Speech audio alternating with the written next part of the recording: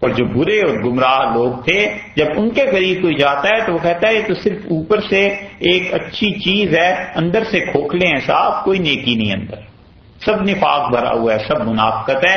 اللہ نے فرمایا لِيَعْلَمَ اللَّهُ مَن يَخَافُهُ بِالْغَيْبِ، اور ہم نے یہ اس لیے کیا ہے تاکہ ہم جانیں کہ کون ہے جو ہم سے ڈرتا ہے بن دیکھے۔ سارے دین کی اصل پوچھو تو بس یہی ہے کہ گناہ اللہ کے خوف کی وجہ سے چھوڑ دے، اللہ کی ذات کی وجہ سے چھوڑ دے، تھوڑا سا اضافہ کر لیں تو اللہ کی محبت کی وجہ سے چھوڑ دے کہ اللہ تعالیٰ اس سے ناراض ہوتے ہیں۔ محبت کی وجہ سے بھی کوئی آدمی چھوڑ دیتا ہے، چیز درست ہوتی ہے، صحیح ہوتی ہے، لیکن محبت کی وجہ سے چھوڑ دیتا ہے۔ ہاسپٹل میں ہمارے ہاں ایک مرتبہ ایک سیاح آئے، فرانس کے رہنے والے تھے، راستے میں جا رہے تھے کہ چوٹ وغیرہ لگ گئی تو آئے، تو ڈاکٹر صاحب نے انہیں ایڈوائز کیا کہ آپ یہ چیزیں کھا لیجیے، تو انہوں نے کھائیں، تو ان سے پوچھا کہ آپ کو کوئی اور چیز چاہیے ہو، سگریٹ پیتے ہو کچھ؟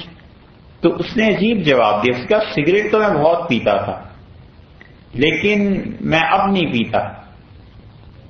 تو اس سے پوچھا کہ کیوں؟ تو کہنے لگے کہ وہ جو میری گرل فرینڈ ہے وہ اسے بہت برا سمجھتی ہے تو اس لیے میں نہیں پیتا۔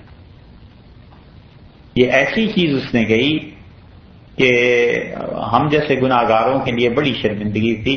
ہم سوچتے رہے کہ دیکھو اسے اپنی ہی جیسی ایک خاتون کا احساس ہے کہ وہ اگرچہ وہ فرانس میں بیٹھی ہوئی ہے اور یہ یہاں اس کی وجہ سے سگریٹ نہیں پیتا۔ اور پھر یہ آیت یاد آئی کہ اللہ نے کہا لِيَعْلَمَ اللَّهُ مَن يَخَافُهُ بِالْغَيْبِ، کہ کون ہے جو اللہ سے بن دیکھے ڈرتا ہے۔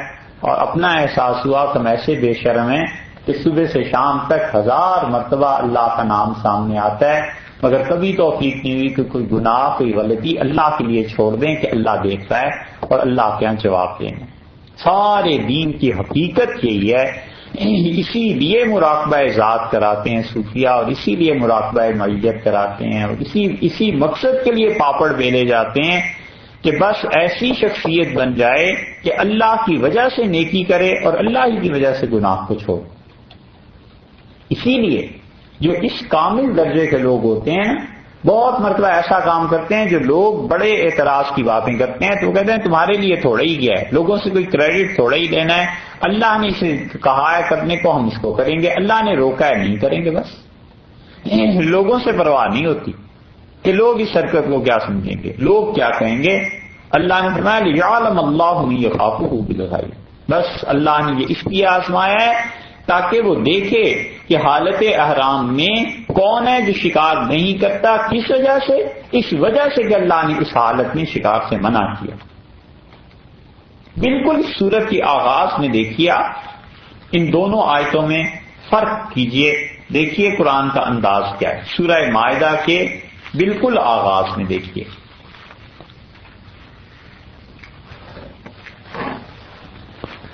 یا ایھا الذین آمنوا اوفوا بالعقود، ایمان والو اپنے وعدے پورے کرو۔ احلت لکم بہیمۃ الانعام، یہ چوپائے جو مویشی ہیں یہ تمہارے لیے جائز قرار دیے گئے، حلال قرار دیے گئے۔ کون کون سے؟ اونٹ، بھینس، گائے، بکری، دمبا، یہ 5 مذکر اور مؤنث یہ سب جائز ہو گئے۔ الا ما یتلی علیکم، ہاں مگر جو تمہیں پڑھ کر سنائے جائیں گے، غیر محل الصید، اور دیکھو شکار تمہارے لیے حلال نہیں ہے، وانتم حرم، جبکہ تم حالت احرام میں ہو۔ حالت احرام میں ہو کیوں شکار جائز نہیں ہے؟ جواب دیا ان اللہ یحکم ما یرید، جو ہم چاہیں حکم دیں۔ یہ بادشاہوں والا جواب ہے، شہنشاہوں والا، جو ہم چاہیں حکم دیں۔ تم کون پوچھنے والے ہو؟ کیوں پوچھتے ہو؟ یہ دیکھا یہاں علت اللہ تعالی نے اجمالاً بیان کر دی تھی کہ جو ہم چاہیں حکم دیں، اور یہاں اس آیت کو اب دیکھ لیجئے، یہاں کیا ہے؟ یہاں فرمایا کہ لِيَعْلَمَ اللَّهُ مَن يَخَافُهُ بِالْغَيْبِ، ہم اس لیے ہم نے منع کیا ہے تاکہ ہم خود جانچنا چاہتے ہیں کہ تم میں سے کون ہے جو ہمیں بن دیکھے بھی حالت احرام کی عزت کرتا ہے اور ڈرتا ہے اللہ۔ وہاں حاکمانہ جواب تھا، یہاں حکیمانہ ہے، یہاں سمجھایا ہے۔ اور وہاں پر اللہ تعالیٰ نے بتا دیا کہ ہم حاکم ہیں، جو چاہیں کریں، تم کیوں پوچھتے ہو؟ اور یہاں فرمایا اچھا تمہاری رعایت کر دیتے ہیں، چلو تمہیں سمجھائیں، اس لیے کہ ہم دیکھنا چاہتے ہیں کہ کون اس حالت احرام میں شکار نہیں کرتا، کہ ہم دیکھ رہے ہیں ہماری وجہ سے۔ فمن اعتدی بعد ذلک، اور جو کوئی اس کے بعد زیادتی کرے، کس چیز کے بعد؟ من اعتدی، پہلے تو فرمایا زیادتی کرے یعنی حرام شکار کا مرتکب ہو، زیادتی ہو گئی نا، اللہ نے منع کر دیا، تو ارشاد فرمایا جس نے زیادتی کی، کب کی؟ من بعد ذالک، اس حرمت کے حکم کے بعد، پہلے تو ہم نے کچھ نہیں کہا تھا لیکن اب ہم نے منع کر دیا، تو دیکھو اب اس کے بعد جس نے زیادتی کی، ایک چیز۔ دوسری تفسیر ذالکہ کی مفسرین نے کی ہے کہ اس کا مطلب ہے کہ فمن اعتدی بعد ذالک، اور یہ جو آزمائش کا ہم نے تمہیں کہا ہے، اس آزمائش کا کہہ دینے کے بعد اگر کسی نے اب شکار کیا تو پھر کیا ہوگا؟ فَلَهُ عَذَابٌ أَلِيمٌ، اسے ہم کیا کریں گے؟ دکھ کی مار دیں گے، اس انسان کے ساتھ ہم گویا نمٹ لیں گے، اب ایسے نہ کرنا، اب حد سے نہ بڑھنا، بس ایک بار کہہ دیا ہے، بتا دیا ہے کہ دیکھو اب تم شکار نہیں کر سکتے، تو جب کہہ دیا ہے تو اب اس حکم کو ماننا، اب اس کے خلاف ہم نے نہیں چلنا۔ اس لیے ذالکہ سے یا تو اشارہ ہے اس طرف کہ یہ جو حرمت کا حکم آ گیا اب اس کے بعد شکار نہیں، اور یا اشارہ ہے اس طرف کو کہ دیکھو یہ اب تک جو کچھ بھی ہوا ہے، اب شکار کی آزمائش ہم تم پر بھیج رہے ہیں، اور ایسی چھوٹی سی آزمائش ہے لیکن وہ جانور تمہارے بالکل سامنے ہاتھ میں اس کی رینج میں آ جائیں گے، گرفت ہو سکتی ہے جانوروں پہ، اگر نیزہ پھینکو گے تو مار بھی سکتے ہو، شکار ہو سکتا ہے، یہ تھوڑی سی آزمائش کر رہے ہیں لیکن دیکھو اب کرنا نہیں۔ یا ایھا الذین آمنوا، اے ایمان والو، لا تقتلوا الصید، مت قتل کرنا۔ قتل میں ایک تو وہ قتل ہے نا جو ہمارے یہاں ہے، اس میں قتل کی تمام صورتیں آ گئی، شکار نہ کرنا، اس کا ترجمہ یوں کریں گے کہ لا تقتلوا الصید، شکار نہ کرو، اور اگر آپ بالکل ایگزیکٹلی لفظی ترجمہ کریں تو لا تقتلوا، قتل نہ کرنا، الصید، شکار کو، جانور کو قتل نہ کرنا۔ تو ترجمہ حقیقت میں اس کا وہ ہوگا جو حضرت نے کیا ہے شاہ عبد القادر صاحب رحمۃ اللہ علیہ نے، کہ نہ مارو شکار، شکار نہیں کھیلنا، وَأَنْتُمْ حُرُمٌ، اس حالت میں جب تم حالت احرام میں ہو تو اب شکار اللہ نے منع کر دیا۔ دونوں چیزیں ہو سکتی ہیں، انتم حرم میں، تم حالت احرام میں ہو اس وجہ سے شکار نہ کرو، یا یہ کہ تم تو حالت احرام میں نہیں ہو مگر شکار جو ہے وہ حدود حرم میں ہے، تو حرم کی حدود میں ہونے کی وجہ سے وہاں کی عزت ہے، وہاں تم نے شکار نہیں کرنا، کیونکہ وہ اللہ تعالیٰ نے، حق تعالیٰ شانہ نے اپنا پورا ایک حرم قرار دیا ہے، اور اس کی پیمائشیں مقرر ہیں۔ حضرت ابراہیم علیہ السلام نے وہ پتھر لگائے تھے، اور اس کے درمیان میں جتنا بھی شکار ہے نہیں کیا جا سکتا۔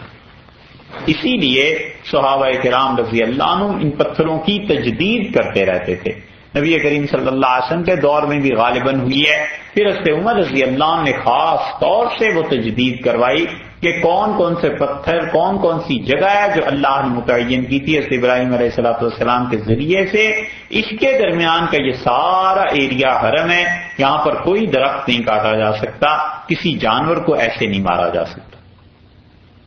تو ارشاد ہوا وَأَنْتُمْ حُرُمٌ، ان دونوں چیزوں میں کہ ایک تو تم احرام میں ہو تو بھی شکار نہیں کرو گے، اور دوسرے حرم کے اندر وہ بھی نہیں ہوگا۔ وَمَنْ قَتَلَهُ، اور اگر کوئی شکار کر لے، ایسے ہو جائے، منکم، تم میں سے، متعمدن، جان بوجھ کے، تو اس سے وہ جانور نکل گئے جو خود رسول اللہ صلی اللہ علیہ وسلم نے مستثنا کی ہیں۔ ایک رسول اللہ صلی اللہ علیہ وسلم نے فرمایا سانپ، بچھو، 5 جانور مستثنا آئے ہیں حدیث میں، حدیث کی کتابوں میں تفصیل سے مل جائے گا۔ مثلا سانپ کے متعلق فرمایا کہ جہاں کہیں بھی ہو اسے مارو، بچھو کے متعلق آیا کہ جہاں کہیں بھی ہو اسے مارو۔ صحابہ رضی اللہ عنہ کہتے ہیں رسول اللہ صلی اللہ علیہ وسلم کے ساتھ ہم حج میں تھے، حالت احرام میں، اور سانپ نظر آیا تو حضرت صلی اللہ علیہ وسلم سے مارو، اور ہم بھاگے، پتھر پھینکا لیکن وہ کسی دل میں گھس گیا، تو آپ نے فرمایا وہ تمہاری تکلیف سے محفوظ رہا اور تم اس کے شر سے محفوظ ہو گئے۔ اور بچھو اسی طرح کوے کے بارے میں بھی ہے۔ کوے کی قسمیں ہیں، کوا جتنی قسمیں ہیں اس کی، یہ سارے وہ نہیں ہیں جو حرامی ہوں۔ کوے کی 4 قسمیں فقہا نے کی ہیں، اور ان میں سے ایک قسم ہے جو بالکل سیاہ ہوتا ہے، شدید سیاہ ہوتا ہے اور سائز میں بڑا بھی ہوتا ہے، جو عام کوے پائے جاتے ہیں۔ ان سے فقہا اسے حرام بھی قرار دیتے ہیں، اور اسی کے متعلق حکم ہے کہ جہاں بھی مل جائے اسے مار دینا چاہیے۔ ان 4 قسموں میں کوے کی ایک قسم حلال بھی ہے، جو ہمارے یہاں بر صغیر میں ہندوستان پاکستان میں پائی جاتی ہے۔ ایک قسم ہے کوے کی جو حلال ہے، اور 3 قسمیں باقی ایسی ہیں جو حرام ہیں۔ اس پہ بڑی تفصیل سے البحر الرائق میں اور شامی نے حلال اور حرام جانوروں کی تفصیل میں سے لکھا ہے۔ اور یہ جو خاص قسم کے کوے تھے جو حرمین شریفین میں حجاز میں ہوتے تھے، رسول اللہ صلی اللہ علیہ وسلم نے ان کے متعلق یہ فرمایا کہ انہیں تم مارو، چاہے تم حرم کی حدود میں ہیں یا کہیں بھی ہیں۔ ایک تو یہ جانور نکل گئے جن کی استثناء خود حدیث نے کر دی۔ دوسرے وہ جانور نکل گئے جو پالتو جانور ہیں، گھروں میں پالے جاتے ہیں۔ ان میں وہ 5 قسمیں آ گئیں: اونٹ، گائے، بھینس، دمبا، بکرا۔ یہ 5 مذکر اور مؤنث، یہ 10 قسمیں آ گئیں۔ ان کا ذبح کرنا جائز ہو گیا۔ مرغی بھی جو گھروں میں پالے جاتی ہیں، یہ چیزیں جائز ہو گئی۔ اور باقی شکار جن جانوروں کا کیا جاتا ہے ان کو الگ کر دیا کہ وہ نہیں۔ اسی لیے جن جانوروں کو پالتو نہیں کہلاتے ان کی قربانی نہیں ہوتی، جیسے نیل گائے ہے، ہرن ہے، اس قسم کے جانور ہیں، ان کی قربانی نہیں ہوتی کیونکہ پالتو جانور نہیں ہے۔ تو یہاں پر ارشاد فرمایا کہ من قتلہ منکم، تم میں سے کوئی اسے قتل کر دے، کوئی ایسا جانور جس جانور کو تم شکار کر دو اور وہ ہو جنگلی، متعمدن جان بوجھ کر۔ قرآن نے تو بتایا جان بوجھ کر، اور رسول اللہ صلی اللہ علیہ وسلم نے فرما دیا ہے اس میں کہ بھولے سے ہو جائے تو بھی، جان بوجھ کے ہو یا بھولے سے ہو جائے، دونوں صورتوں میں جس طرح قرآن پاک کا یہ لفظ ہے نا کہ متعمدن جان بوجھ کے، اسی طرح حدیث کے لفظ بھی آئے ہیں حضور اقدس صلی اللہ علیہ وسلم سے ثابت ہے کہ بھولے سے بھی ہو جائے گا تو بھی فقہا کہتے ہیں کہ متعمدن کا لفظ اس لیے فرما دیا ہے یہاں پر کہ اس زمانے میں ہو سکتا تھا یہ کہ جان بوجھ کے کوئی کر لیتا، حالات شان نزول کے مطابق، وگرنہ حقیقت میں عمد اور نسیان، جان بوجھ کے کرنا، انجانے میں کرنا، دونوں چیزیں یہاں برابر ہیں۔ اور رسول اللہ صلی اللہ علیہ وسلم نے جب فرما دیا ہے کہ بھولے سے کرے گا تو بھی اس عمد میں داخل ہے، تو بس پھر تو کوئی بات نہیں، جیسے ہم اس کو مانتے ہیں ویسے ہی ہم حدیث کو بھی مانتے ہیں۔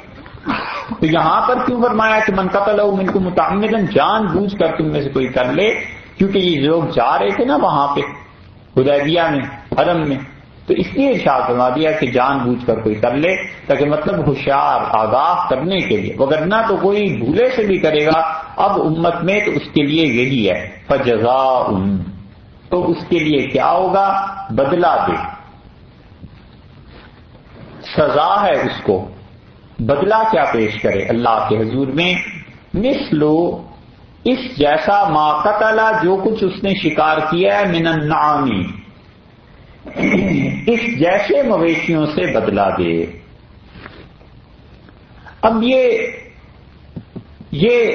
ایک لفظ جو ہے نا، اس سے فقہا نے احکامات کو ثابت کیا ہے۔ اللہ تعالیٰ نے فرمایا اچھا متعمدن گزر گیا فجزاء، تو یہ کیا کرے گا؟ اس کا بدلہ دے گا، مثل، کیسا؟ جیسا جانور ما قتل، اس نے شکار کیا ہے، من النعامی، پالتو جانوروں میں سے، ایسا جانور اس کے بدلے میں ادا کرے جیسا کہ اس نے شکار کیا ہے۔ ایک جانور شکار کیا، اس جیسا کوئی جانور دیکھ لیا جائے جو پالتو جانوروں میں سے ہے۔ ایک تو ترجمہ یہ کیا، اور یہ امام شافعی رحمۃ اللہ علیہ کا مسلک ہے، مثلا ہرن کو شکار کر لیا، اس کے برابر میں کوئی دمبا بکرا دیکھا جائے جو اتنا ہے، جو وہ کہتے ہیں ایسے ہی جانور اللہ کے حضور میں پیش کرے. امام ابو حنیفہ رحمۃ اللہ علیہ کہتے ہیں کہ یہاں مثل سے مراد اس جیسا جانور جو ہے وہ صوری شکل کے طور پر نہیں، بلکہ اصل میں مراد یہ ہے کہ جتنی اس کی قیمت ہے اتنی قیمت کا جانور کوئی ادا کرے.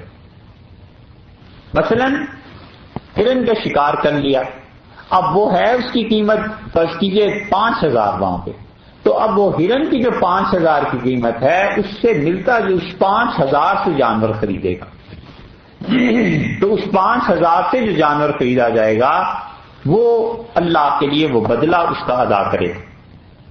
مثل ما قتل من النعم. تو امام ابو حنیفہ رحمۃ اللہ علیہ جانوروں میں مثلیت کے اس اعتبار سے قائل نہیں کہ ہرن اور دمبا بکرا برابر ہو، بلکہ وہ کہتے ہیں جتنی اس کی قیمت ہے. اور اس کی دلیل کیا ہے؟ وہ کہتے ہیں کہ دیکھو آگے اللہ نے فرمایا یحکم بہ، اس کا فیصلہ کریں گے ذوا عدل منکم، تم میں سے جو دو عدل انصاف پسند انسان ہیں وہ فیصلہ کریں گے کہ یہ جانور جو مارا گیا ہے، جس کا شکار ہوا ہے، اس کے برابر میں کون سا جانور ہے. یہ تو امام شافعی رحمۃ اللہ علیہ کہیں گے. امام ابو حنیفہ رحمۃ اللہ علیہ فرماتے ہیں یحکم بہ ذوا عدل منکم، دو معتبر تمہارے وہ فیصلہ کریں گے کہ اس جانور کی کتنی قیمت ہو سکتی ہے، اس قیمت کا فیصلہ وہ کریں گے.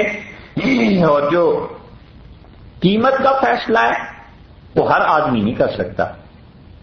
حنفی فقہا کہتے ہیں کہ قیمت کا فیصلہ اسی لیے اللہ نے فرمایا کیونکہ دیکھنے میں تو ہر آدمی دیکھ سکتا ہے کہ ہاں جی اس کا قد اور اس کا قد برابر ہے، اس کا گوشت برابر ہے، چلو یہ دمبا ہے یہ ہرن ہے تم دے دو. کیوں کہا ہے قرآن نے خاص طور سے کہ دو عدل پسند انصاف پسند آدمی فیصلہ کریں؟ وہ کہتے ہیں اس لیے کہ ہر آدمی قیمت نہیں لگا سکتا. تو جو دو انصاف پسند آدمی ہیں ہرن کو دیکھ لیں مرا ہوا پڑا ہے تو وہ کہیں گے کہ یہ تو اتنے پیسے کا، اس کی قیمت اتنی ہے، ہمارے ان علاقوں میں اس کی قیمت اتنی ہے، کیونکہ جگہ بدلنے سے بھی جو جانوروں کی قیمت میں فرق پڑ جاتا ہے نا. یہ دو آدمی فیصلہ کریں جو حالت احرام میں تم نے شکار کیا ہے متعمدن جان بوجھ کے، فجزاء بدلہ دو گے مثل ما قتل من النعام، اور وہ ہوگا اس قیمت کا جو کہ ما قتل من النعام، جو اس سے کیا خریدو گے اس قیمت سے، یہ جو پالتو جانور ہیں ان میں سے کوئی، یعنی اونٹ، گائے، بھینس، بھیڑ، بکری، یہ 5 جانور جو ہیں. اور اس کا فیصلہ کون کرے گا؟ وہ دو عدل والے آدمی. اور کہاں پہنچے گا؟ ہدین. اللہ تعالیٰ نے فرما دیا ہدین، اور یہ نیاز ہے بالغ الکعبۃ، کعبہ تک پہنچائی جائے. یہ خدا کا ادب ہے، خدا کا احترام ہے، حقیقتاً بادشاہ ہے نا، تو فرمایا ہے کہ ہدیم بالغ الکعبۃ، یہ کعبے میں پہنچانا ہے. تو کعبے میں تو کوئی نیاز نہیں جاتی، کعبۃ اللہ کے گرد تو طواف ہی ہوتا ہے. مراد کیا ہے؟ مراد یہ کہ حرم کی حدود میں پہنچائی جائے، اس کا پیسہ وہاں پہ آئے گا اور وہاں جو غریب اور مسکین ہے ان کو دیا جائے گا. کیا تو خواہ یہ کر لو ایک بات، او کفارت، خواہ تم کفارہ دے دو، طعام و مساکین، اور کفارہ یہ ہے کہ کئی محتاجوں کو تم نے کھانا کھلانا ہے. 1,000 روپیہ جانور کی قیمت لوگوں نے لگا دی. 1,000 میں اب یہ دیکھ لیجئے کہ کتنے مسکینوں کو کھانا کھلایا جائے گا. وہی پیمانہ رکھ لیجئے 2 کلو گندم کا، تو 2 کلو میں 1,000 میں کتنے کلو آ جائے گا؟ فرض کر لیں 1,000 روپیہ ہے نا، تو 1,000 روپے میں 100 کلو آ جائے گا. ٹھیک ہے، اب 100 کلو میں 50 مسکین آ گئے، 2 کلو ہر ایک کو ملے گا نا، تو 50 مسکین آ گئے. خواہ یہ کر لو یا خواہ اتنے مسکینوں کو تم نے کھانا دینا ہے، او عدل ذالک صیاما، یا پھر اسی کے برابر تم روزے رکھ لو. 50 مسکین ہو گئے تھے تو 50 روزے رکھ لو. چلو، خواہ یہ کرو خواہ وہ کرو خواہ یہ کرو، تینوں چیزیں یہ کیوں ہیں؟ اللہ تعالیٰ نے فرمایا لیذوقا، تاکہ وہ چکھے وبال امرہ، اپنے کام کی سزا. اس کی سزا ہے. کیوں؟ بادشاہ کے حرم میں جب اس نے منع کر دیا ہے کہ ان جانوروں کو ہم نے امان دی، انہوں نے کہہ دیا ہے کہ تمہاری حالت ایسی ہے اب تم شکار نہ کرنا، کیوں ایسی حرکت کی ہے؟ لیذوق وبال امرہ، تاکہ وہ اپنے کام کا مزہ چکھے.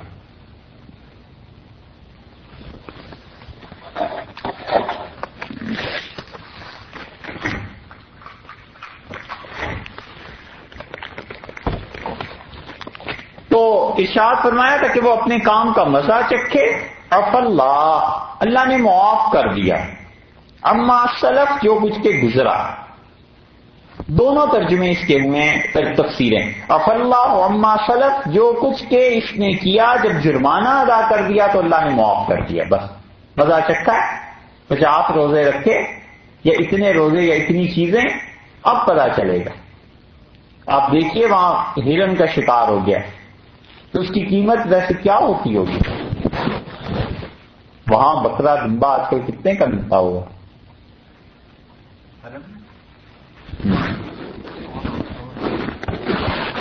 $100. $100 یہی ہو گیا، 6000 سمجھ لیجیے. $100 میں کتنی گندم آتی ہوگی؟ ہیں کتنا فطر کا صدقہ فطر کتنا ہوا آپ کے ہیں؟ 8 تو 8 12 15 روزے تو رکھنے پڑیں گے اس سے. مطلب اسی حساب سے ہوگا. قیمت ادا کر دے. 3 چیزیں کہی ہیں. ایک یہ کہ وہ ہدیاً نیاز پیش کرے، نظر پیش کرے اللہ کے حضور میں. دوسرے اطعام، کھانا کھلائے. یا پھر تیسری صورت یہ ہے کہ وہ صیام، روزے رکھے. تو قیمت ادا کرے اتنی جتنے 2 عدل والے لوگ فیصلہ کر دیں. یا پھر اس قیمت کو مسکینوں پر اتنا تقسیم کرے کہ ہر مسکین کو 2 کلو گندم دیتا جائے. تو قیمت طے ہوئی تھی $100. تو وہ 2 کلو میں کرتے کرتے اس نے جتنا کیا تو فرض کیجئے 15 مسکینوں پہ ہو گیا. 15 مسکینوں کو نہیں دے سکتا تو خواہ یہ کر لے کہ 15 روزے رکھ لے. لیذوقوا وبال امرہ، تاکہ یہ اپنے جو کیا ہے کام اس کا مزہ چکھے. عفا اللہ عما سلف، اور جب جرمانہ ادا کر دیا اس نے، ہم نے معاف کر دی. ایک تفسیر.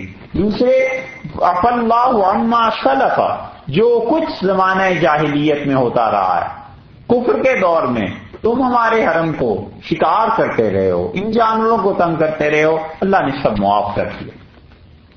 نکاح کے بارے میں بھی آیا ہے، وہاں بھی اللہ تعالیٰ نے یہی فرمایا تھا. تو نکاح اور ذبیحہ، دیکھو ان چیزوں کو کتنی آپس میں مطابقت ہے. اللہ تعالیٰ نے یہ فرمایا. وہاں بھی یہی آیا تھا نا، وَأَن تَجْمَعُوا بَيْنَ الْأُخْتَيْنِ، اور 2 بہنوں سے بیک وقت ایک آدمی شادی نہیں کرے گا. اور جو کچھ ہو گیا ہے اللہ نے اسے معاف کر دیا، وہ بلاؤ، وہ ختم ہو گیا. وَمَنْ عَادَ، اور ارشاد فرمایا ہے جو بھی آدمی اس کا اعادہ کرے گا، جو کوئی پھر آئندہ کرے گا، فَيَنْتَقِمُ اللَّهُ مِنْهُ، تو اللہ تعالیٰ اس سے بدلہ لے گا. يَنْتَقِمُ اللَّهُ، اللہ بیر رکھے گا اس سے. اللہ اس انسان سے بدلہ لے گا آئندہ جس نے بھی ایسی حرکت دوبارہ کی، اس لیے کہ بے باکی ہو گئی نا. ایک آدھ مرتبہ ہوا، چلو کفارہ ہو گیا. بار بار کرتا ہے ایسی حرکتیں. واللہ عزیز، اور اللہ غالب ہیں، ذو انتقام، اور اللہ تعالیٰ بیر بدلے کو لینے والا ہے. مطلب مسئلہ سمجھا دیا ہے کہ ایسے نہ کرو. اس لیے فقہا نے تقویٰ کے اعتبار سے لکھا ہے کہ خدا کا حکم جتنا تقویٰ بڑھ جائے گا اتنا ہی وہ مانتا چلا جائے گا. تو جانور جو نکال دیے، صید کا لفظ آیا ہے نا، تو صید ان جانوروں کو کہا جو وحشی جانور ہوتے ہیں، عادتاً انسان کے پاس نہیں رہتے. بھیڑ، بکری، گائے، اونٹ، ان کو ذبح کر سکتا ہے، اور ان کا ذبح کرنا بھی درست ہے، کھانا بھی درست ہے. دلیل سے مستثنا ہو گئے جو چیزیں ابھی بتائی ہیں حدیث میں، جیسے آیا ہے حضور اقدس صلی اللہ علیہ وسلم نے کوے کے متعلق فرمایا، بچھو ہے، سانپ ہے، اسی طرح کاٹنے والا کتا ہے، اس کے متعلق بھی یہی ہے. چیل کے متعلق ہے، بھیڑیے کے متعلق ہے. ان سارے جانوروں کو رسول اللہ صلی اللہ علیہ وسلم نے بتایا کہ یہ تمہارے لیے ہر طرح سے جائز ہے، یعنی حرم کی حدود میں ملیں تو بھی مار دو، حرم سے باہر ملیں تو بھی. اور اسی لیے وہ درندے بھی جو خود حملہ کرتے ہیں انسانوں پر، ان کا مارنا بھی جائز قرار دیا ہے. تو استثناء حدیث کی وجہ سے ثابت ہوا، ایک پالتو جانور اور ایک یہ. اور جو حلال شکار غیر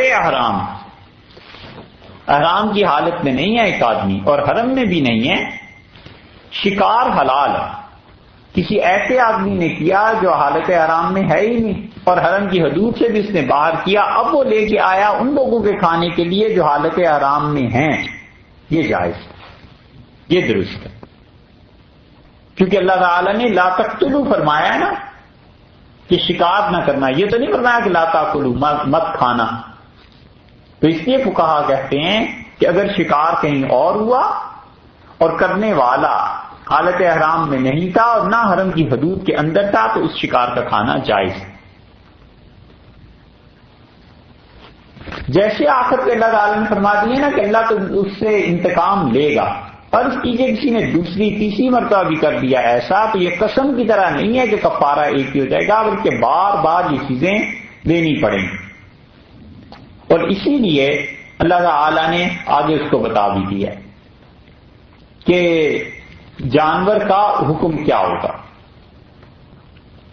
اور اگر کوئی حالت احرام میں ہے جس کو جانور کا شکار کرنا حرام ہے تو اس کا ذبح کرنا بھی حرام ہے. اگر اس کو ذبح کر دے گا تو اس کا حکم مردار کیسا ہو جائے گا.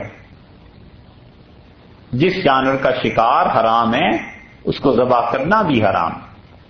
ہرن ہے، نیل گائے ہے، ان جانوروں کا شکار حرام ہو گیا نا حالت احرام کی وجہ سے. جب یہ حرام ہو گیا تو ان جانوروں کا ذبح بھی حرام ہے، اور اگر کوئی ذبح کر دے گا حالت احرام میں تو اس کا حکم مردار جانور کا ہو جائے گا، اس کا کھانا جائز نہیں رہے گا. یہاں تک بات فرمائی. اس سے پتا چلا کہ حالت احرام میں تو بہت سی چیزیں آدمی کو اپنے آپ کو روکنا ہے. اللہ تعالی نے اس سورہ مائدہ کے آغاز میں دیکھیے ایک آیت، پھر آتے ہیں اسی جگہ.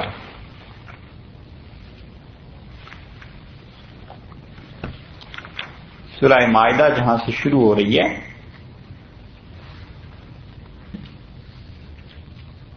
وہاں فرمایا یا ایھا الذین آمنوا، دوسری آیت میں لا تحلوا شعائر اللہ، حلال نہ سمجھنا اللہ کے نام کی چیزوں کو، ولا الشہر الحرام، اور نہ ہی ادب والے مہینے کو، ولا الہدی، اور نیاز کے جو جانور مکہ مکرمہ میں بھیجے جاتے ہیں ان کو، ولا القلائد، اور نہ ان کو جن کے گلوں میں لٹکا دی جاتی ہیں چیزیں جنہیں دیکھ کے پتا چلتا ہے دیکھو انہیں حلال نہ سمجھنا. اس سے پتا چلا کہ یہ چیزیں حرام ہو گئیں کہ کوئی آدمی حالت احرام میں ہے تو ان چیزوں کو وہ حلال نہیں سمجھ سکتا، یا حالت احرام میں نہیں ہے تو بھی خیر یہ تو عام مسلمانوں کے متعلق بھی ہے. لیکن حالت احرام میں اللہ تعالیٰ نے کہہ دیا تھا کہ احلت لکم بہیمۃ الانعام، دوسری آیت پہلی آیت میں، کہ تمہارے لیے حلال کیے گئے سارے جانور الا ما یتلی علیکم غیر محل الصید وانتم حرم، مگر حلال نہ جاننا شکار کو، وانتم حرم، جب تم حالت احرام میں. تو حالت احرام میں ہونے کی وجہ سے شکار حرام ہو گیا نا. ٹھیک ہے، یہ دیکھیے اب اس آیت میں کیا کہتے ہیں. فرماتے ہیں 96 نمبر آیت میں احل لکم، حلال کیا گیا، درست قرار دیا گیا، حلال ہوا تمہارے واسطے صید البحر، سمندر کا شکار. وہاں شبہ یہ پیش آیا تھا کہ شکار تو بالکل حرام ہے، بحری جہازوں میں لوگ جاتے ہیں تو شکار تو کر نہیں سکتے. اللہ نے یہاں استثناء کر دیا. اللہ نے فرمایا ایسے نہیں ہے کہ سارے شکار حرام ہیں، بلکہ جو جانور بری ہیں، جو جانور زمین پہ چلتے پھرتے ہیں، شکار جن کا شکار کیا جاتا ہے وہ جانور حرام ہیں. احل لکم صید البحر، اور تمہارے لیے خشکی کا شکار تو بدستور حرام ہے، لیکن جو بھی سمندر کا شکار ہے یہ تمہارے لیے جائز ہے. البحر کا لفظ لیا ہے سمندر کا، اس کا مطلب ہے مچھلیوں کا پکڑنا جائز ہو گیا. اور اسی حکم میں تمام وہ پانی کے ذخائر آ گئے جو سمندر سے کم ہیں، جیسے دریا ہے، ندی، نالے. کسی نے احرام باندھا ہے اور وہ سفر کر رہے ہیں اور راستے میں کہیں رکے. اب بھی ہوتا ہے. حرمین شریفین میں بہت سے لوگ عراق سے سعودیہ جاتے ہیں یا ایران سے جاتے ہیں، بائی روڈ جتنے لوگ بھی جاتے ہیں، این ممکن ہے کسی جگہ پہ چیز پیش آ جائے. اللہ نے فرمایا تمہارے لیے یہ جائز ہے. وطعامہ، اور اس کا کھانا. طعامہ میں ہو کی ضمیر کدھر لوٹ رہی ہے، اس پہ ہے مفسرین کا اختلاف. کہ اللہ تعالیٰ نے فرمایا دریا کا شکار تمہارے لیے جائز ہوا اور اس کا کھانا. کس کا کھانا؟ صید کا کھانا، شکار کا کھانا. یہ کہ سمندر کا کھانا تمہارے لیے جائز.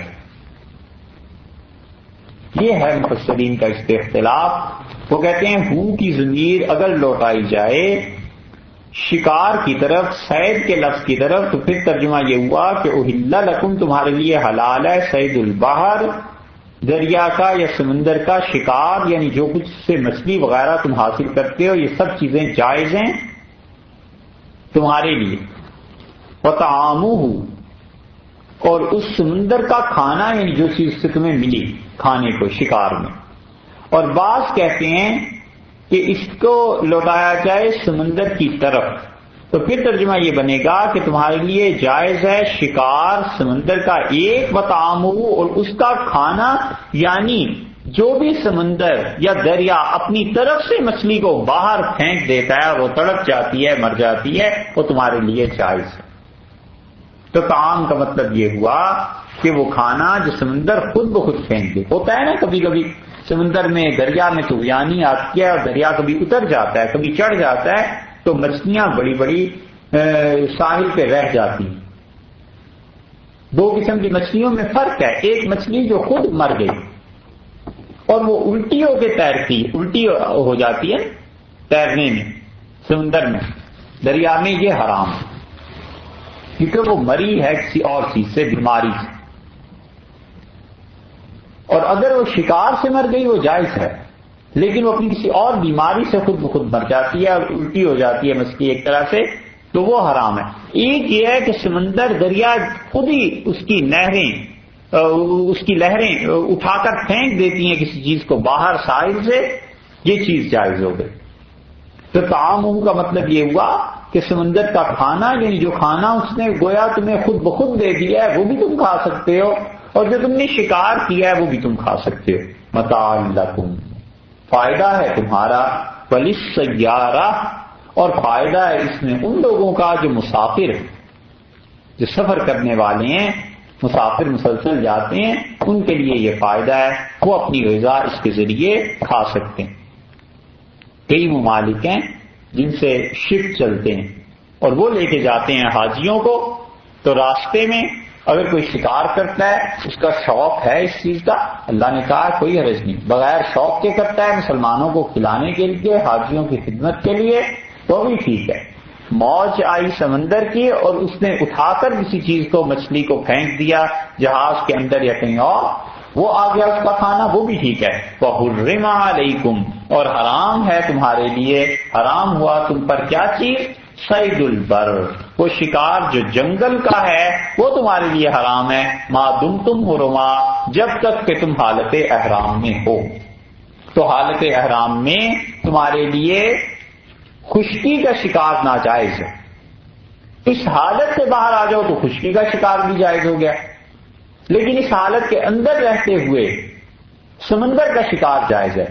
ایک جگہ حالت نے جگہ کو اللہ تعالیٰ نے جگہ کے لیے کر دیا کہ حالت تمہاری ٹھیک ہے احرام کی، جگہ جائز ہو گئی سمندر. ایک جگہ فرما دیا کہ جگہ ناجائز ہو گئی، یعنی خشکی. سمجھے؟ انسانوں کی حالت کا اعتبار کیا کہ حالت احرام ہے، اور آگے دو جگہیں، ایک سمندر ہے ایک خشکی ہے. خشکی منع ہے، سمندر تمہارے لیے جائز ہے. اس لیے پھر اس چیز کو دوہرا دیا یہاں تک کہ کسی کو یہ شبہ نہ پڑ جائے کہ یہ جو سمندر کے شکار کی اجازت دی ہے تو خشکی کے شکار کی بھی ہو سکتی تھی، اس کے لیے فرما دیا کہ نہیں. وَحُرِّمَ عَلَيْكُمْ صَيْدُ الْبَرِّ، اور تمہارے لیے خشکی کا شکار یہ حرام ہے. ما دمتم حرما، جب تک کہ تم حالت احرام میں ہو. اور یہ سب چیزیں فاتقوا اللہ، ڈرو اللہ سے. الذی الیہ تحشرون، جس اللہ کی طرف تم جمع ہو، جس اللہ کے ہاں تم نے پہنچنا ہے نا، اس اللہ سے ڈرو۔ یہ بار بار اللہ اس بات کو لاتے ہیں، اپنی ذات پاک کا احساس، تاکہ یہ انسان یہ مراقبہ کرتا رہے، اس کو سوچتا رہے کہ اللہ کے ہاں پہنچنا ہے، اللہ کے ہاں جانا ہے، اور اللہ پوچھ لے گا۔ انسان آج دیکھتے ہیں نہیں دیکھتے، اس سے اتنا فرق نہیں پڑتا جتنا اس سے فرق پڑتا ہے کہ اللہ دیکھتے ہیں اور اللہ تعالیٰ ان چیزوں کو پوچھیں گے مجھ سے۔ اس لیے مؤثر انداز میں فرمایا کہ اس رب سے ڈرو جس کے پاس تم جا کر جمع ہو جاؤ گے، تو جب جمع ہوگے تو ایک ایک کو اس کے اعمال کے مطابق پاک، جزا، سزا سب کچھ دے گا۔ کل ایک بات اور عرض کی تھی، ایک تو پہلے آپ بھول گئے، یاد آئی کہ ایک چیز بتانی تھی، اور ہم نے عرض کیا تھا کہ آگے جو آیات آ رہی ہیں اس میں یہ ہمیں اساتذہ یہ کہتے تھے کہ یہاں پر یہ مراد ہے۔ اور کل بھی ایک بات عرض کی تھی کہ اللہ تعالی نے کن چیزوں کے لیے کیا کہا ہے حرام اور حلال کے مسائل میں، نہیں یار کیا ہیں؟ کچھ اور 4 چیزیں کہی تھیں۔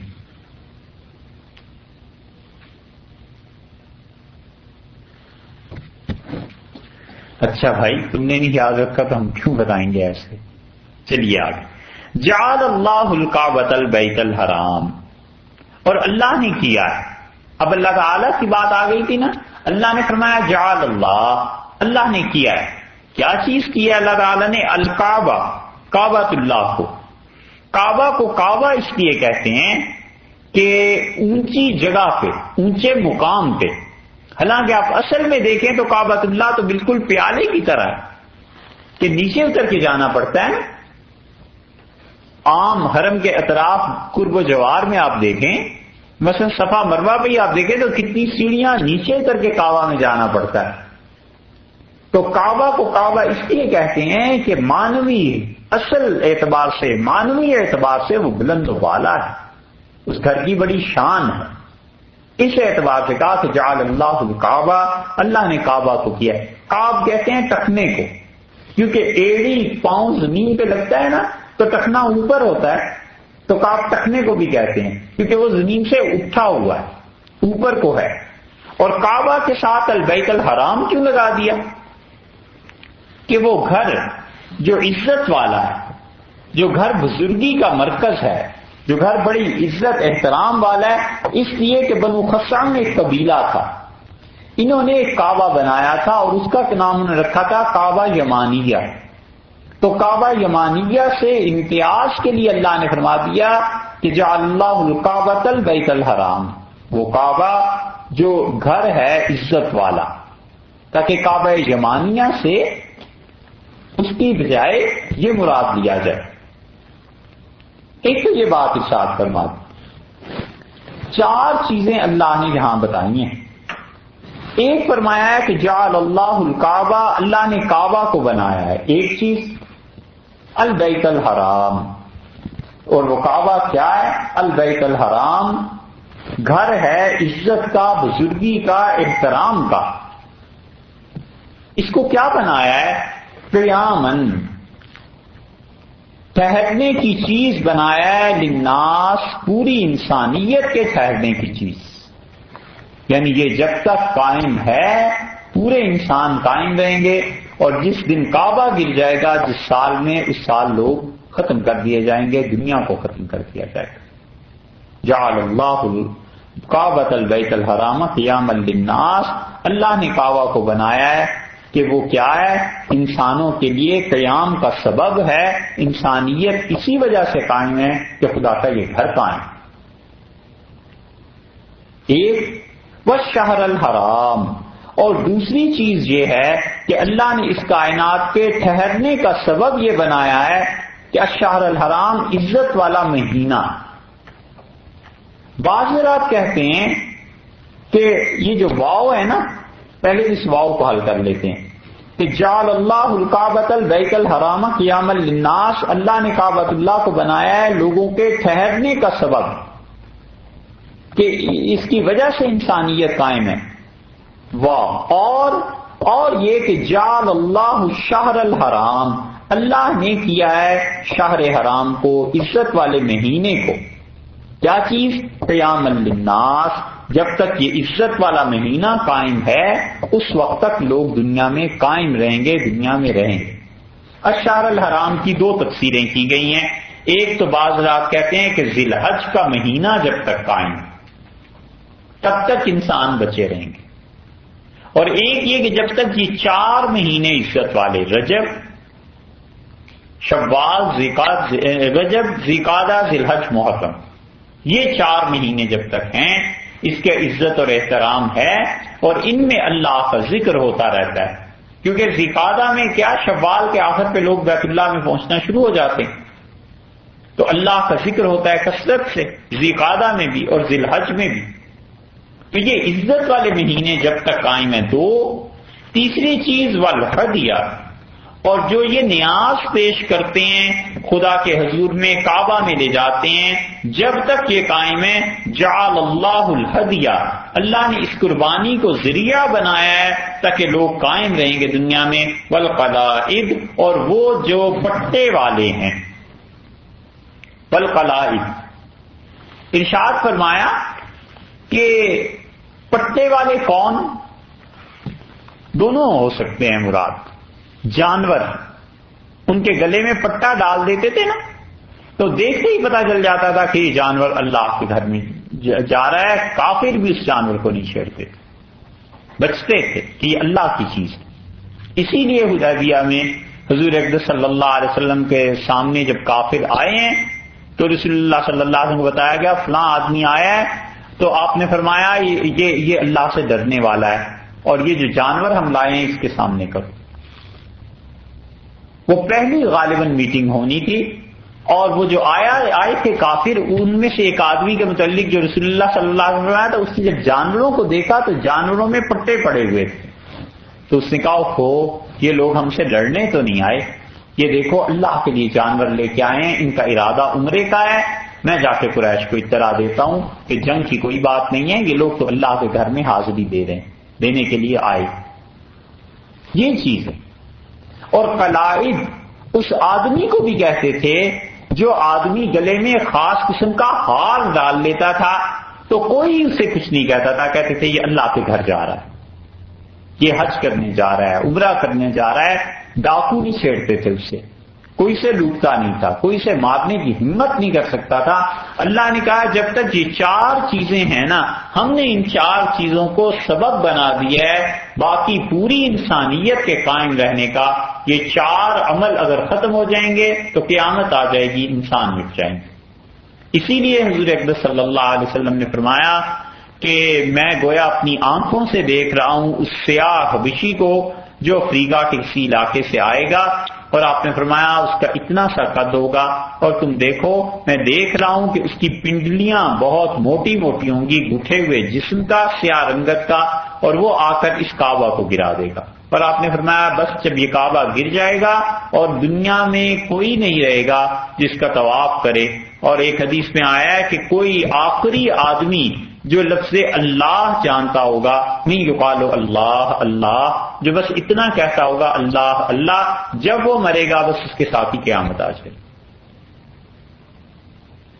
اور یہ ہے دلیل اس بات کی بھی کہ اللہ کو یہ پسند ہے کہ قربانیاں اس کے حضور میں پیش کی جائے۔ یہ جتنا فلسفہ بگاڑتے ہیں نا کہ جتنا پیسہ غریب مسلمانوں کو خرچ کر دیا جائے، یہ کر دیا جائے، یہ کر دیا جائے، انہیں پتہ ہی نہیں ہے کہ یہ جو خون کا بہانہ ہے اللہ کے لیے، اللہ نے اسے پوری انسانیت کے لیے رکھا ہے کہ اس خون کو بہاتے رہو تاکہ انسان بچے رہے، قائم رہے۔ ایسے ہی ہے جیسے سارے اب سائنسدان سب لوگ کہتے ہیں کہ سمندر میں اتنا پانی گرتے رہنا چاہیے، ان دریاؤں پہ بند باندھو، لیکن اتنا پانی اس کے باوجود چھوڑ دینا کہ سمندر میں گرتا رہے گا تو اس دنیا کے جو ماحول ہے اس ماحول میں تبدیلی نہیں آتی. سردی گرمی ان چیزوں کے اندازے یہ کرتے ہیں نا پانی کے گرنے سے، کہ کتنا پانی سمندر میں جا کر گر رہا ہے، اس سے کیا کیا نتائج مرتب ہوتے ہیں. ایسے ہی یہ خون بھی گرتا رہنا چاہیے. یہ ذبح کا خون جو ہے یہ ذبح ہوتے رہیں گے جانور، اللہ کے حضور میں یہ نظر پیش کرتے رہیں گے. اللہ نے کہا ہے یہ 4 چیزیں ہیں جنہیں ہم نے اس کائنات کو بچانے کے لیے قرار دیا ہے کہ اگر اس دنیا نے رہنا ہے تو بیت اللہ 1 اور یہ عزت والے مہینے 2 اور جو نیاز پیش کرتے ہیں ہمارے حضور 3 اور وہ جو اس گھر کا طواف کرتے ہیں یہ 4 چیزیں. کسی سال یہ طواف رک جائے یا کسی سال حج نہ ہو، مفسرین کہتے ہیں قیامت آ جائے، کیونکہ اللہ نے فرما دیا ہے. تو عزت والے مہینوں میں یہ سب سے بڑی عبادت جو لوگ کرتے ہیں آخری ذی الحج میں، یہ بہت بڑی عبادت ہے جو لوگ کرتے ہیں، ذبح کرنا قربانیوں کا اور اللہ کے گھر میں طواف کرنا. اللہ نے فرمایا یہ 4 چیزیں. بعض حضرات ایک اور طرف بھی گئے ہیں اور وہ کہتے ہیں کہ اللہ نے اس گھر کو بنایا ہے تمہارے رہنے کا سبب، یعنی مطلب یہ ہے کہ تجارت اس سے ہوتی ہے. مکہ والے آتے ہیں اور انسان آتے ہیں، یہ سب لوگ جو آتے ہیں تو یہاں آ کر تجارت بھی کرتے ہیں اور اس وجہ سے ان لوگوں کو اس میں برکت بھی ہوتی. 4 چیزیں ہو گئی. تو ان سب کا عطف یہ جو واو آپ کو نظر آ رہا ہے والشہر الحرام سے پہلے اور والہدی سے پہلے واو اور یہ والقلائد، یہ تینوں کا عطف جا کر پڑ رہا ہے کعبہ پر. یعنی جعل اللہ الکعبہ 1 اور جعل اللہ الشہر الحرام 2 اور جعل اللہ الہدی 3 اور جعل اللہ القلائد 4. اللہ نے اس کعبہ کو اللہ تعالی نے اس عزت والے مہینے کو، اللہ تعالی نے اس نیاز کو جو اس کی ذات پاک کے لیے اس کی بارگاہ میں پیش کی جاتی ہے اس کو والقلائد اور اللہ تعالی نے والقلائد یہ جو اس کے گھر میں جاتے ہیں جن کے گلوں میں پٹے پڑے ہوئے ہوتے ہیں، اللہ تعالیٰ نے ان چاروں کو کیا کیا ہے؟ اللہ نے قیام للناس، انسانوں کے قائم رہنے کا سبب بنایا ہے کہ ان کی وجہ سے انسان قائم ہے. اگر یہ چیزیں نہیں رہیں گی تو قیامت آ جائے گی، انسان مر جائیں گے. ذالک، اور یہ 4 چیزیں اس لیے ہیں لتعلموا، تاکہ تم یقین مانو، تمہارا ایمان ہو اس چیز پہ کہ ان اللہ یعلم، اللہ تعالی جانتا ہے ما فی السماوات و ما فی الارض، جو کچھ کے آسمانوں میں ہے اور جو کچھ کے زمین میں ہے. خدا ایک ایک چیز کو جانتا ہے. ان تمام چیزوں کا اصل حال اللہ کو معلوم ہے. جو اس کے گھر میں آتے ہیں، جن کے گلوں میں پٹے پڑے ہوئے ہوتے ہیں، وہ انسان ہوں، وہ جانور ہوں، کوئی بھی. یہ قلائد کا جو ترجمہ ہے نا، انسانوں کے لیے جوائد اس کے معنی ہار کے بن جاتے ہیں. حضرت عائشہ رضی اللہ عنہا کے لیے لفظ صحیح بخاری میں کئی جگہ آیا ہے، وہاں بھی اس کے مطلب ہار کا بن جاتا ہے، کیونکہ انسان کے گلے میں ظاہر ہے پٹا تو نہیں، انسان کے لیے تو یہی ہوتا ہے. انسان کے لیے ہار ہی کا لفظ استعمال ہو سکتا ہے. اس لیے یہاں پر فرمایا کہ ان اللہ یعلم، اللہ تعالیٰ خوب جانتا ہے. جیسے پشم ہے، پشم اون کو ہی کہتے ہیں، بالوں کو ہی کہتے ہیں. تو جانور کے بالوں تو پشم کہلاتی، انسان کے بال تو بال ہی کہلاتے. اللہ تعالیٰ نے فرمایا وَأَنَّ اللَّهَ بِكُلِّ شَيْءٍ عَلِيمٌ، اور یاد رکھو اس لیے یہ سب کچھ کہ اللہ ہر چیز کو جانتا ہے. علم اس کا کامل ہے، اس سے ایسا علم کسی کا نہیں ہے. تصرف اس کا ہے، جو چاہے سو کرے. تم میں سے کوئی ایسا ہے نہیں جس کے پاس ایسے اختیار ہوں. تو یہ عزتیں اس کی ہیں، یہ کعبۃ اللہ، یہ اس کی حرمت، یہ مہینوں کی عزت، یہ نیاز جو تم پیش کرتے ہو، یہ سب کی سب چیزیں اس ذات پاک کے لیے. علموا، یاد رکھو، یہ ساری عزتیں اور ادب اس لیے ہے کہ ان اللہ، کہ اللہ تعالی شدید العقاب، خدا کی مار بڑی سخت ہے. علیہ باللہ، ان اللہ شدید العقاب، خدا کی پکڑ بڑی سخت ہے، خدا کی گرفت سخت ہے. بے ادبی کرو گے ان چیزوں کی تو اللہ کی گرفت تم پہ ہوگی. اور افسوس کے ساتھ کہنا پڑتا ہے، آپ چلے جائیں حج میں، رمضان میں دیکھا ہو، عمرے میں، بیت اللہ کی عزت میں، بیت اللہ کی عظمت میں بڑی کمی آ گئی.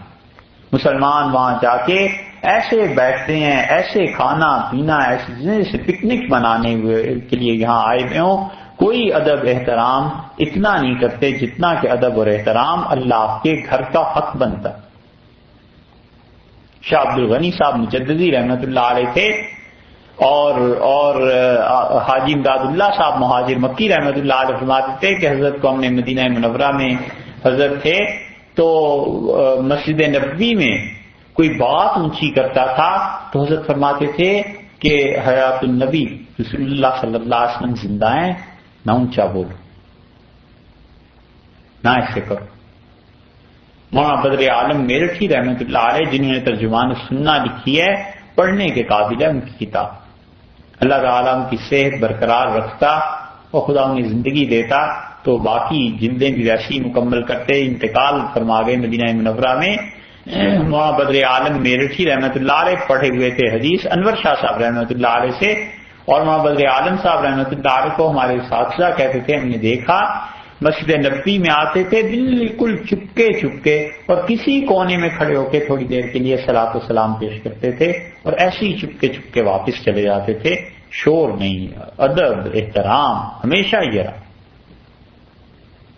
شیخ الحدیث مولانا زکریا صاحب رحمۃ اللہ علیہ کا حال یہ تھا کہ آخری عمر میں حضرت فرماتے تھے بالکل روضہ مبارک کے سامنے نہ مجھے بٹھاؤ، ادھر ادھر کر دو، ادب کا اتنا غلبہ تھا۔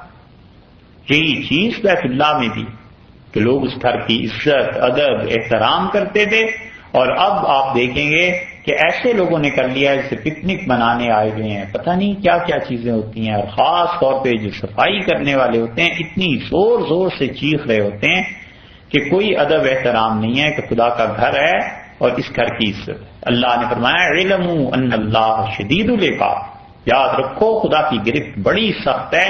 ان چاروں چیزوں کے بعد یہ جو آیت لائے ہیں نا تو یہ سکھانا ہے انسانوں کو کہ ادب کرو۔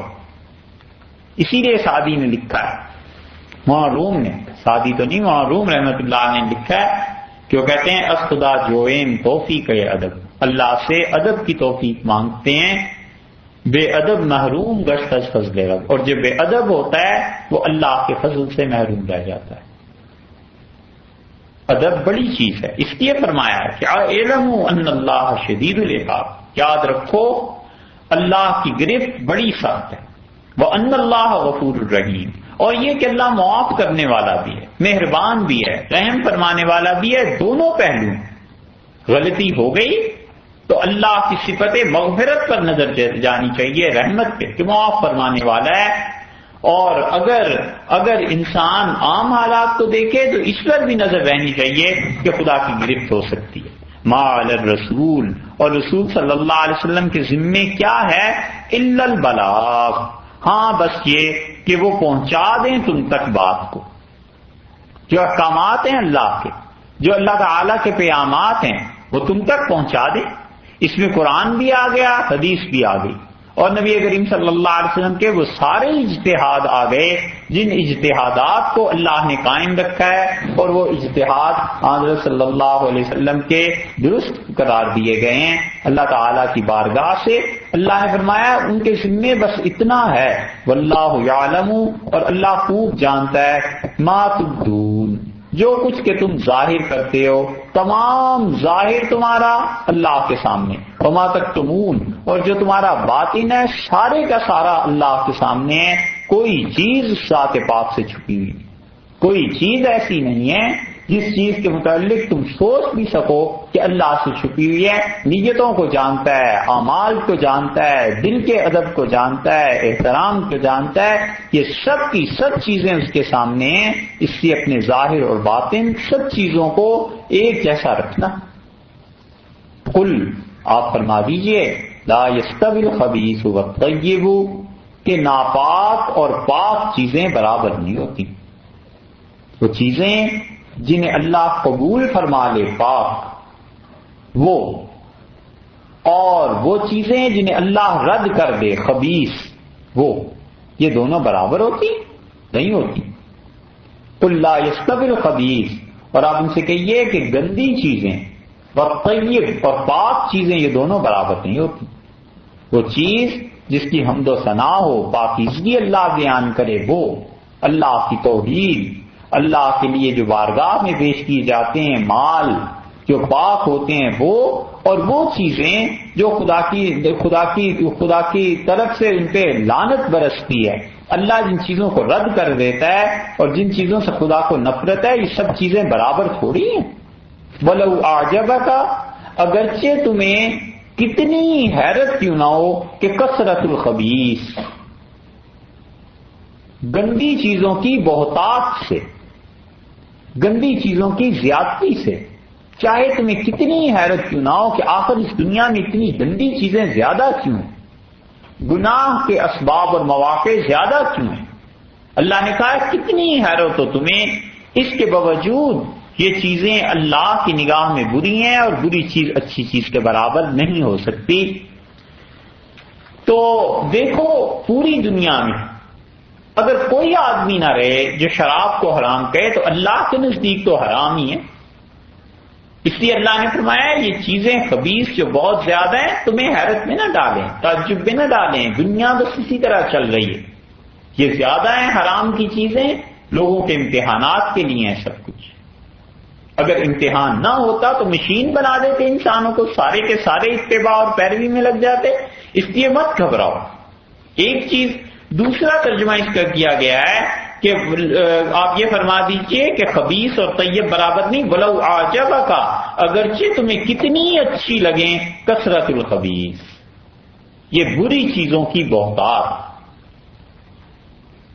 یہ جو گندی چیزیں ہیں ان کا اضافہ معاشرے میں تمہیں سننے والے کتنا ہی اچھا کیوں نہ لگے، دل کتنا ہی للچائے حرام کی طرف، اور حرام کے اسباب، وسائل اور ذرائع تمہارے سامنے کتنے ہی کیوں نہ آئیں، یاد رکھو یہ چیزیں حرام ہیں، اور کتنی تمہیں اچھی لگیں تو بھی اللہ کے نزدیک یہ برابر نہیں۔